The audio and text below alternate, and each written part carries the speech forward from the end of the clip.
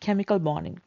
In order to understand why atoms come together to form bonds, we need to start with a fundamental principle known as the octet rule, which was proposed by G.N. Lewis.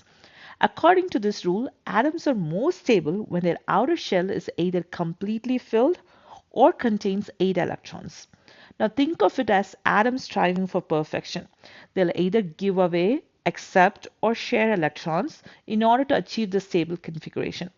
Although it's important to note down that hydrogen is an exception, it needs only 2 electrons for a filled outer shell. Let's take some examples in order to understand this better. Let's first take lithium atom. Lithium atom has got 1 electron in its outermost orbital, which is the 2s orbital. Let's take a look into the periodic table here. So here we have lithium. Lithium has got 1 electron in its outermost orbital. And lithium is able to lose this electron in order to achieve the nearest noble gas configuration, which is the configuration of helium. And in the same way, sodium can lose its 1 electron that's present on the 3s orbital and can achieve the nearest noble gas configuration, which is the configuration of neon. In fact, this is characteristic of all the elements in the first column of the periodic table, that they will lose 1 electron in order to achieve the nearest noble gas configuration, which is a stable configuration. When drawing electronic configurations, we only focus on valence electrons, since these are the ones that is going to be involved in bonding. When these electrons are removed or added, we create ions. That is basically like charged particles.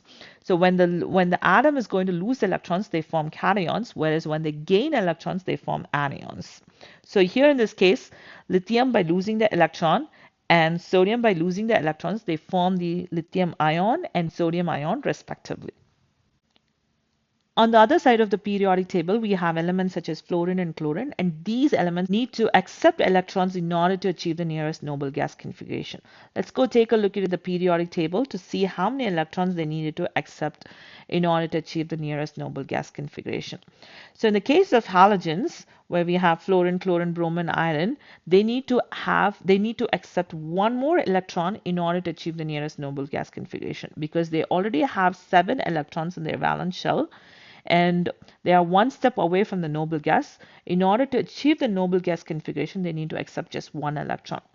Whereas in the case of oxygen family, they needed to accept 2 electrons because they are 2 steps away from the noble gas to achieve the octet rule. So they have totally 6 electrons in their valence shell. They need to have 2 more electrons in order to satisfy the octet rule. So these elements which have the tendency to accept electrons, they are going to form anions.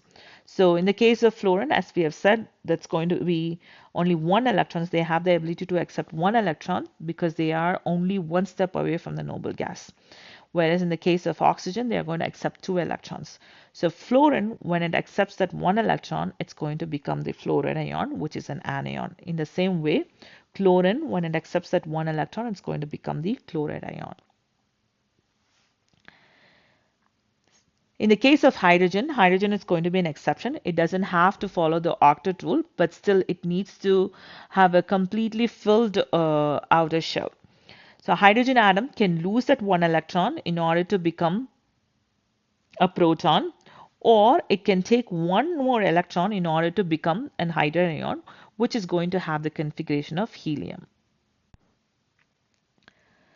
The interaction between elements that easily lose electrons, which are basically metals, and those that readily accept them leads to ionic bonding. For instance, when sodium metal meets chlorine gas, each sodium atom transfers an electron to a chlorine atom, forming crystalline sodium chloride. The resulting Na plus ions and Cl minus ions are held together by electrostatic attractions, which we call as the ionic bond. However, it is important to keep in mind that not all atoms are going to transfer electrons completely. Many atoms will achieve filled outer shells by sharing electrons, forming covalent bonds. Let's consider 2 fluorine atoms which are going to combine together or come together to form the fluorine molecule. Here, each of these fluorine atoms can attain a filled second shell by sharing their unpaired electrons in order to form what is called as the non-polar covalent bond. Now, why we call this as non-polar covalent bond? Because the atoms are one and the same. The bonded atoms are one and the same. And in the same way, two hydrogen atoms can come together to form the hydrogen molecule, where each of these atoms is going to have a completely filled outer shell. There is also going to be another type of covalent bond, which we call as the polar covalent bond. In the polar covalent bond, the bonded atoms are going to be different. When hydrogen and chlorine they come together to form the covalent bond, here in this case polar covalent bond, hydrogen is going to fill its only shell while chlorine is going to achieve an octet. So it can be seen here, hydrogen is going to fill its only shell while chlorine is going to achieve an octet. The number of covalent bonds an atom forms is going to be dependent upon the number of electrons that it needs to achieve an octet. In the case of oxygen, we have a total of 6 valence electrons.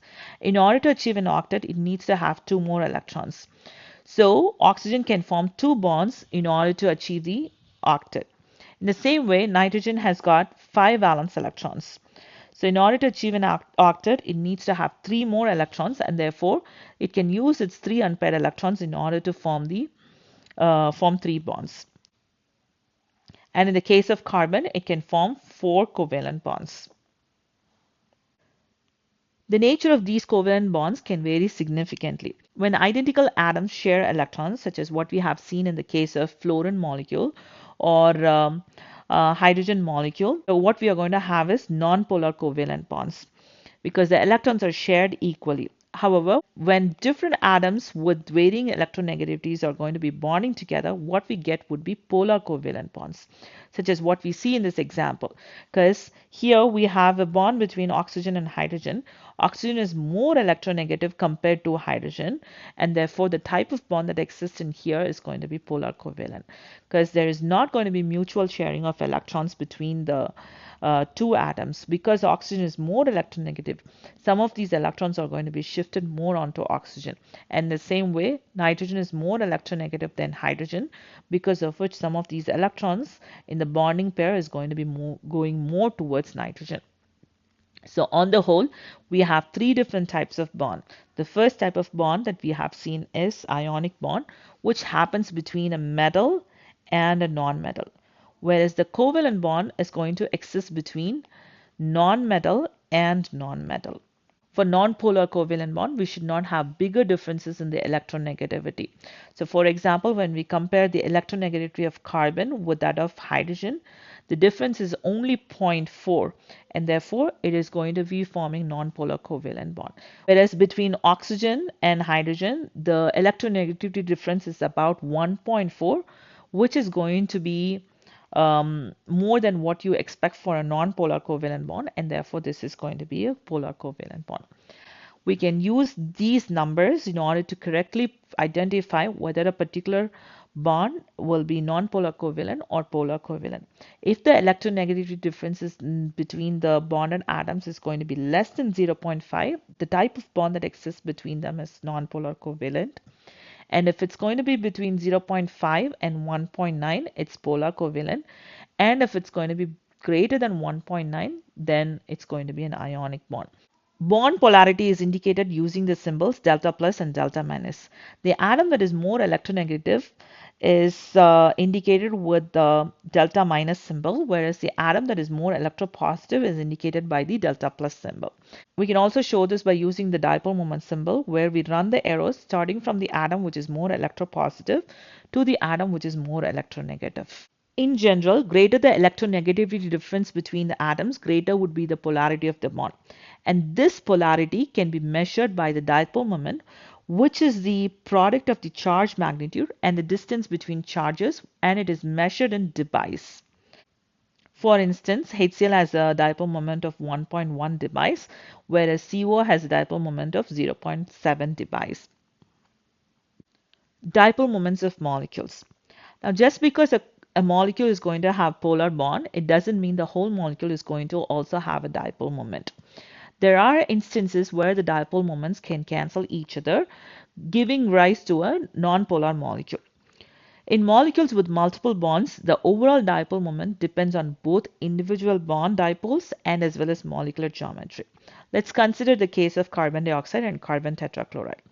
both of them have got polar bonds. Say, for example, the carbon-oxygen bond here is polar, and similarly, the carbon-chloride bond is here is polar. And you only see one type of bond that is existing in both of these molecules. Although each of these bonds is going to have a dipole moment, the two dipole moments are going to be canceling each other because they are identical and they point in opposite direction. And the same thing is going to happen in the case of carbon tetrachloride. So although these molecules are going to have polar bonds, the overall molecule is going to have a zero dipole moment and said to be non-polar molecules. And that is because of the symmetry associated with their dipole moments. Here are some examples for molecules with significant dipole moment. And one thing that we could see in all of these molecules is the dipole moments are pointing exactly in the same direction, reinforcing each other. And therefore, these molecules are said to be polar because they do have a non-zero number for dipole moment.